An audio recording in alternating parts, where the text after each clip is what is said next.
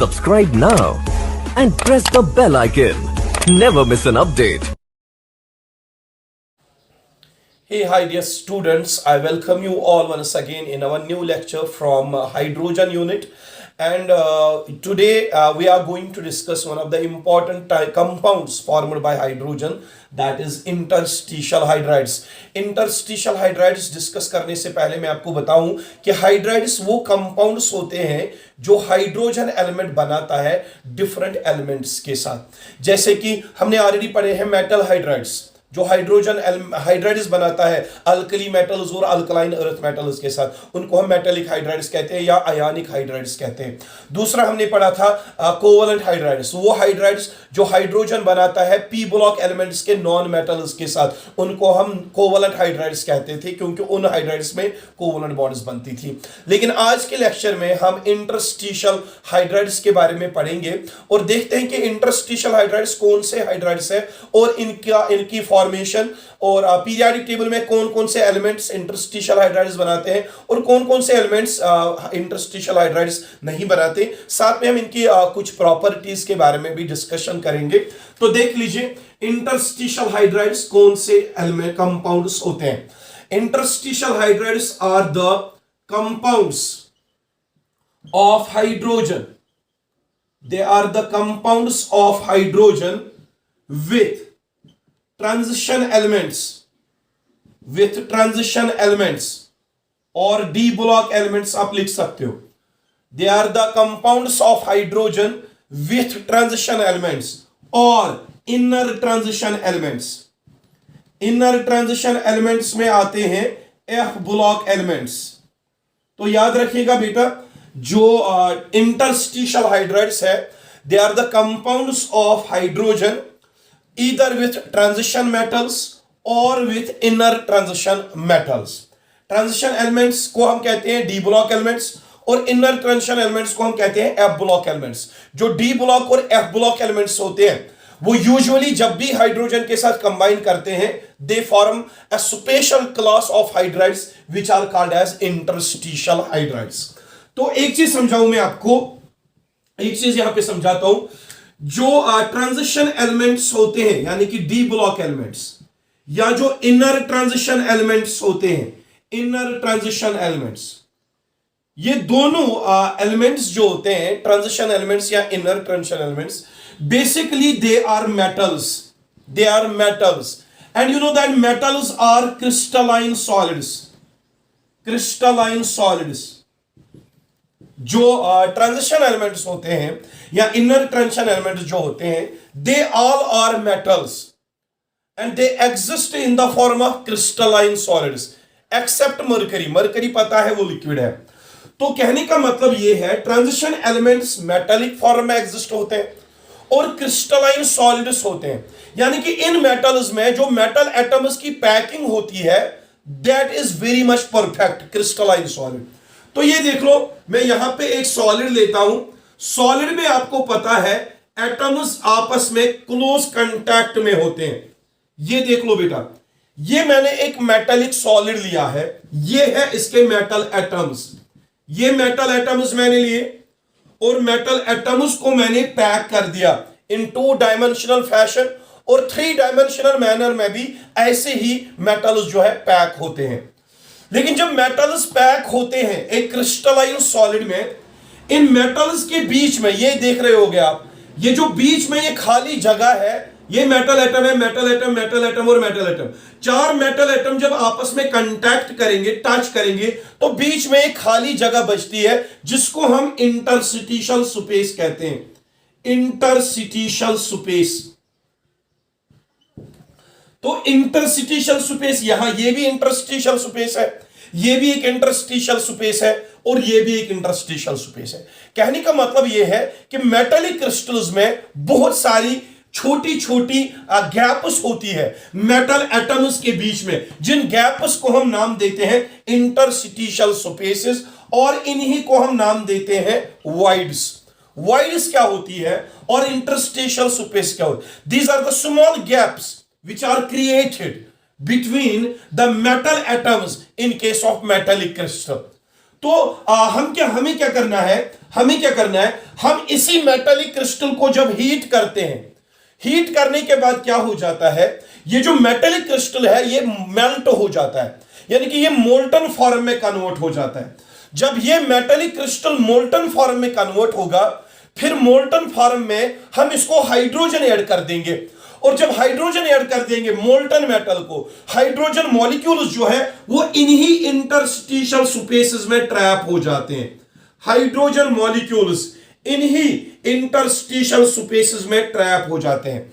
When molten metal is mixed या incorporated with hydrogen gas के छोटे छोटे मॉलिक्यूल्स उन छोटी छोटी वॉइड्स में फंस जाते हैं, ट्रैप हो जाते हैं, और ये जो आपका ये ओवरऑल स्ट्रक्चर बन जाता है after cooling of the crystal, ये जो फिर फाइनल स्ट्रक्चर बन जाता है जिसमें हाइड्रोजन गैस इसके वॉइड्स में ट्रैप हुआ है, इसी क्रिस्टल को हम नाम देते हैं क्या, interstitial hydrides.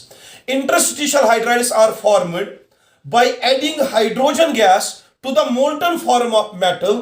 After that we cool the mixture, और मिक्सचर को कूल करने के बाद जो हाइड्रोजन के छोटे छोटे मॉलिक्यूल्स है वो मेटल्स के इंटरस्टिशियल स्पेसेस में ट्रैप हो जाते हैं, और ऐसे करके आपका इंटरस्टिशियल हाइड्राइड बन जाता है। लेकिन एक बात मैं आपको यहां पे समझाऊं, मेटालिक हाइड्राइड्स जो होते हैं, मेटालिक हाइड्राइड्स जिनको हम आयनिक हाइड्राइड्स भी कहते हैं, जो मैंने आगे पढ़ाया हुआ है, उन हाइड्राइड्स में हाइड्रोजन और मेटल के बीच में हाइड्रोजन बॉन्ड होती है। कोवलेंट हाइड्राइड्स में नॉन मेटल और हाइड्रोजन के बीच में कोवलेंट बॉन्ड होती है। लेकिन इंटरस्टिशियल हाइड्राइड्स में मेटल और हाइड्रोजन के बीच में कोई बॉन्ड होती नहीं है। यहां पे क्या होता है, हाइड्रोजन जो है वो खाली ट्रैप हो जाता है, किन में, वॉइड्स में, और यहां पे मेटल्स के साथ कोई बॉन्ड नहीं बनती। अगर यहां पे बॉन्ड बनी, आयनिक बॉन्ड बनी, तो वो आयनिक हाइड्राइड कहलाएगा। लेकिन इंटरस्टिशियल हाइड्राइड्स में एक स्पेशल प्रॉपर्टी ये है कि यहां पे हाइड्रोजन और मेटल के बीच में कोई बॉन्ड का किस्सा नहीं है, यहां पे कोई बॉन्ड फॉर्मेशन नहीं होती, यहां पे कोई कंपाउंड बेसिकली नहीं बनता, यहां पे खाली हाइड्रोजन ट्रैप हो जाता है in the voids of metallic crystal. तो ये मैं रब कर देता हूं, आपको मैंने समझा दिया कि इंटरस्टिशियल हाइड्राइड्स में मेटल डी ब्लॉक एलिमेंट्स और हाइड्रोजन के बीच में कोई बॉन्ड नहीं बनती है। Same is the case with inner transition elements and hydrogen, उनमें भी कोई बॉन्ड नहीं बनती। यानी कि कहने का मतलब है इंटरस्टिशियल हाइड्राइड्स बेसिकली ये कंपाउंड्स नहीं है। Interstitial hydrides represent the special crystals of D block elements or F block elements in which hydrogen has simply got trapped in the interstitial spaces। तो देख लीजिए, मैं बात करता हूं D block elements की। जो D block elements होते हैं, D block elements यानी कि ट्रांजिशन एलिमेंट्स, पीरियोडिक टेबल में जो D block element है, D block elements है, इसमें 10 ग्रुप्स होते हैं, 10 ग्रुप्स। आपको ये बात पता है क्योंकि जो D ऑर्बिटल है, D और D सबशेल, डी सबशेल में टोटल 10 इलेक्ट्रॉन्स एकोमोडेट होते हैं। इसलिए डी ब्लॉक एलिमेंट जो पीरियोडिक टेबल का डी ब्लॉक एलिमेंट वाला पोर्शन है उसमें 10 ग्रुप्स आते हैं। 10 ग्रुप्स कौन से आते हैं मैं समझाता हूं। डी ब्लॉक एलिमेंट्स में 10 ग्रुप्स आते हैं। कौन से 10 ग्रुप्स देख लो, स्कैंडियम का एक ग्रुप, टाइटेनियम का एक ग्रुप, वेनेडियम का एक ग्रुप, क्रोमियम का एक ग्रुप, मैंगनीज का और एक ग्रुप, आयरन का एक ग्रुप, कोबाल्ट का और एक ग्रुप, निकल का और एक ग्रुप, कॉपर का और एक ग्रुप, और जिंक का और एक ग्रुप। टोटल इसमें 10 ग्रुप्स आएंगे। नंबर फर्स्ट ग्रुप स्कैंडियम का ग्रुप, दूसरा ग्रुप, तीसरा, और ये 4th 5th 6th 7th 8th 9th and ये आएगा 10th ग्रुप। देखो 10 ग्रुप्स आते हैं इसमें डी ब्लॉक एलिमेंट्स में। पीरियोडिक टेबल में जो डी ब्लॉक एलिमेंट्स है उनके 10 ग्रुप्स है। लेकिन स्कैंडियम का जो ग्रुप है इसको हम ग्रुप नंबर 3 कहते हैं। ग्रुप नंबर 3 ये पहला ग्रुप है लेकिन ग्रुप नंबर 3 कहलाता है क्योंकि इससे पहले पीरियोडिक टेबल में स्कैंडियम के ग्रुप से पहले एस ब्लॉक के 2 ग्रुप्स आते हैं, alkali metals, alkaline earth metals. वो 2 ग्रुप्स के बाद ये ग्रुप आता है स्कैंडियम का 3rd group. 3rd group, 4th group, 5th group, ये आएगा 6th ग्रुप, ये 7th ग्रुप, ये 8th ग्रुप, ये 9th ग्रुप, ये 10th 11th 12th group. So in case of D block elements we are total having 10 groups which are numbered from 3 to 12। एक बात समझाता हूं मैं आपको, देख लीजिएगा। ग्रुप नंबर 3 में जितने भी एलिमेंट्स आएंगे, ग्रुप नंबर 4th में जितने भी एलिमेंट्स आएंगे, और ग्रुप नंबर 5th में जितने भी एलिमेंट्स आएंगे, ये सारे एलिमेंट्स इन ग्रुप्स के हाइड्रोजन के साथ डायरेक्टली कंबाइन करते हैं. The elements belonging to group third, group fourth, group fifth of D block, all the elements present in these three groups, they directly combine with hydrogen and form hydrides. देख लो, scandium बनाता है SCH3 scandium hydride, titanium बनाता है TiH2 titanium के दो hydride, vanadium जो है vanadium hydrogen के साथ बनाता है VH2 vanadium hydride, VH3 is also the hydride of vanadium. कहने का मतलब है इन तीन ग्रुप्स में जितने भी एलिमेंट्स आते हैं वो हाइड्रोजन के साथ डायरेक्टली कंबाइन करते हैं और बनाते हैं डिफरेंट वैरायटीज ऑफ हाइड्राइड्स. लेकिन जो लास्ट के तीन ग्रुप है, निकल का ग्रुप, कॉपर का ग्रुप और जिंक का ग्रुप, इन ग्रुप्स में भी एलिमेंट्स जितने भी आते हैं, इन तीन ग्रुप्स में जितने भी एलिमेंट्स आते हैं ये भी कंबाइन करते हैं हाइड्रोजन के साथ eight high temperature and at high pressure. ये भी कंबाइन करते हैं हाइड्रोजन के साथ and they also form hydrides but at high temperature and high pressure. निकल फॉर्म्स NiH2, निकल forms NiH3, copper forms CuH2, Cu2H2, zinc forms ZnH2. कहने का मतलब है कि group number 10th, 11th, 12th इसमें भी जितने भी एलिमेंट्स होते हैं they also combine with hydrogen at very high temperature and high pressure and they also form hydrides. लेकिन यहां इन तीन ग्रुप्स में जितने भी एलिमेंट्स हैं वो भी हाइड्रोजन के साथ कंबाइन करते हैं eight normal conditions of temperature and pressure and वो भी बनाते हैं हाइड्राइड्स. अब यहां पे एक क्वेश्चन अराइज होता है, सर आपने ये बीच में कुछ ग्रुप्स छोड़ दिए हैं. याद रखना ग्रुप 7th, ग्रुप 8th और ग्रुप 9th इसमें जितने भी एलिमेंट्स है, ग्रुप 7th में, ग्रुप 8th में जितने भी एलिमेंट्स है, ग्रुप 9th में जितने भी एलिमेंट्स है वो सारे एलिमेंट्स हाइड्रोजन के साथ बिल्कुल भी कंबाइन नहीं करते. और जो ग्रुप 6 है, ग्रुप 6 में क्रोमियम को छोड़ के यहां पे मॉलिब्डेनम आता है, टंगस्टन आता है. ये मॉलिब्डेनम भी हाइड्रोजन के साथ कंबाइन नहीं करता, टंगस्टन भी हाइड्रोजन के साथ कंबाइन नहीं करता. ग्रुप 6 में खाली क्रोमियम है जो हाइड्रोजन के साथ कंबाइन करता है, लेकिन बाकी एलिमेंट्स हाइड्रोजन के साथ कंबाइन नहीं करते.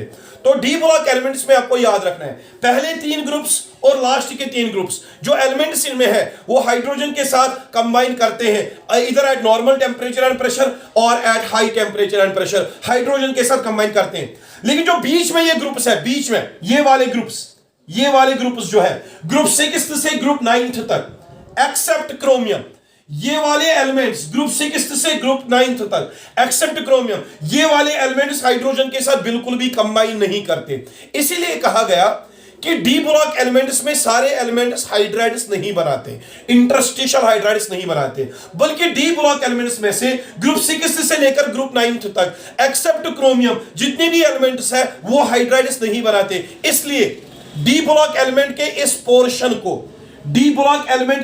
पोर्शन को नाम रखा गया हाइड्राइड गैप. Hydride gap. बेटा हाइड्राइड गैप किसे कहते हैं? Hydride gap is that portion of D block elements from group 6th to group 9th except chromium which do not form hydrides. Because of this reason this portion of D block it is called as hydride gap. ये चीज याद रखना, बहुत ज्यादा important concept है. Hydride gap हम periodic table में किसको कहते हैं तो वो मैंने आपको समझा दिया है. देख लीजिए बेटा, after studying this interstitial hydrides होते क्या है और डी ब्लॉक एलिमेंट्स में कौन कौन से एलिमेंट्स इंटरस्टिशियल हाइड्राइड्स बनाते हैं और हाइड्राइड गैप डिस्कस करने के बाद अब हम पढ़ेंगे properties of interstitial hydrides. Properties of interstitial hydrides. First property, जो इंटरस्टिशियल हाइड्राइड्स होते हैं दे आर एक्सट्रीमली हार्ड. मैंने पहले ही कहा कि इंटरस्टिशियल हाइड्राइड्स में क्या होता है, इंटरस्टिशियल हाइड्राइड्स में हाइड्रोजन मॉलिक्यूल्स ट्रैप होते हैं in the crystals of metals. जो हाइड्रोजन जो ट्रैप होता है इन मेटल्स के क्रिस्टल्स में, उसकी वजह से इंटरस्टिशियल हाइड्राइड्स की जो हार्डनेस है वो बढ़ जाती है। That is why the first property is interstitial hydrides जो होते हैं वो एक्सट्रीमली हार्ड होते हैं, and because of that they are having high melting points as well as boiling points. जो इंटरस्टिशियल हाइड्राइड्स होते हैं उनका मेल्टिंग पॉइंट भी बहुत ज्यादा होता है और उनका बॉइलिंग पॉइंट भी बहुत ज्यादा होता है, क्योंकि हाइड्रोजन ट्रैप होने की वजह से मेटल्स की जो हार्डनेस है इंटरस्टिशियल हाइड्राइड्स में वो बढ़ जाती है, and due to that extra hardness developed in ionic hydrides they are having high melting point and boiling points also. तो दूसरी प्रॉपर्टी की बात करते हैं इंटरस्टिशियल हाइड्राइड्स की। सेकेंड प्रॉपर्टी, जो इंटरस्टिशियल हाइड्राइड्स होते हैं जब वो बनते हैं कब, जब हाइड्रोजन उनके वॉइड्स में ट्रैप होता है, और हाइड्रोजन ट्रैप होने की वजह से जो मेटालिक क्रिस्टल है ना वो थोड़ा एक्सपैंड हो जाता है, उसकी वजह से इन मेटालिक क्रिस्टल्स का स्ट्रक्चर जो है वो चेंज हो जाता है। तो मैं यहां पे लिखूंगा इंटरस्टिशियल हाइड्राइड्स जिनमें हाइड्रोजन ट्रैप हुआ होता है in case of metallic crystal, due to that there is distortion और change in the shape of metallic crystal.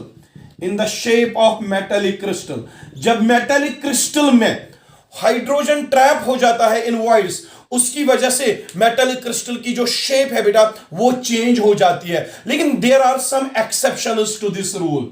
अगर आप निकल का क्रिस्टल लेते हो, निकल का क्रिस्टल या एक्टिनियम का क्रिस्टल या सीरियम का क्रिस्टल या प्लैटिनम का क्रिस्टल, ये कुछ ऐसे मेटल्स है, ये जब हाइड्राइड्स बनाते हैं इनके क्रिस्टल्स में जब हाइड्रोजन ट्रैप होता है तो इनके क्रिस्टल्स की शेप चेंज नहीं होती है। ये कुछ एक्सेप्शंस हैं, वो मैं यहां पे लिख लेता हूं।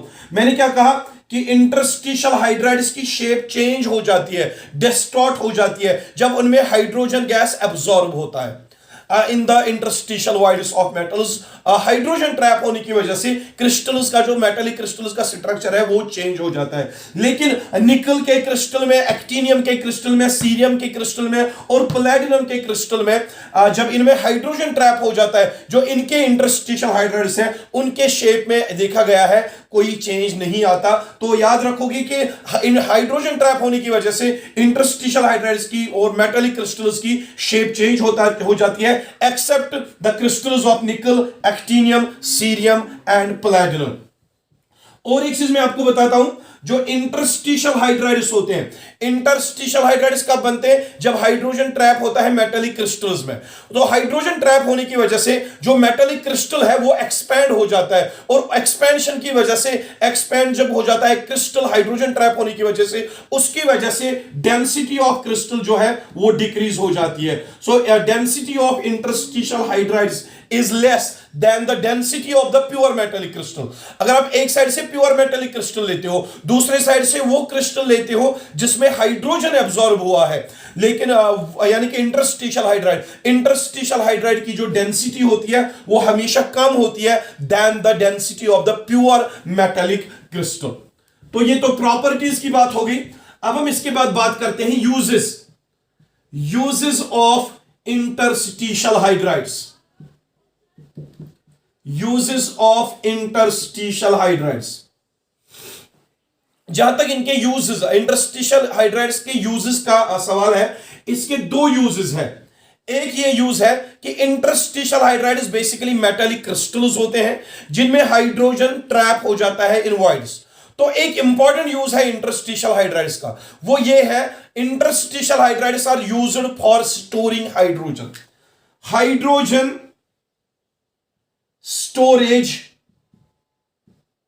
Hydrogen storage media.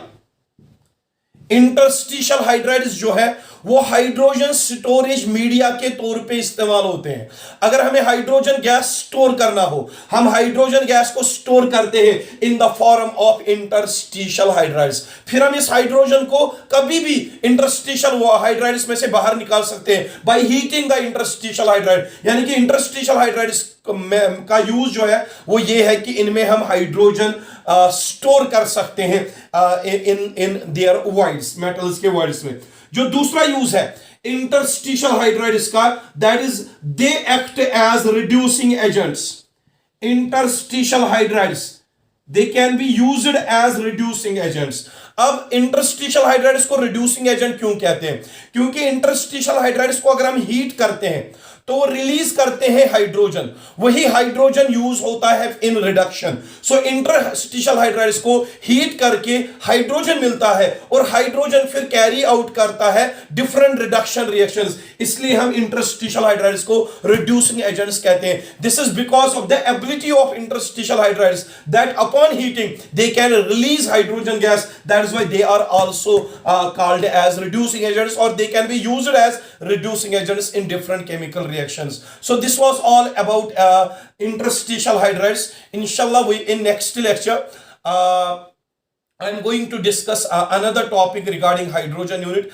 Basically, this lecture is going to be a very short lecture because I'm not feeling well and I decided to keep this video short because of that reason. Inshallah, in our next lecture, we will be taking another topic, another important lecture from hydrogen unit. Till then, take care of yourself and Khuda Hafiz.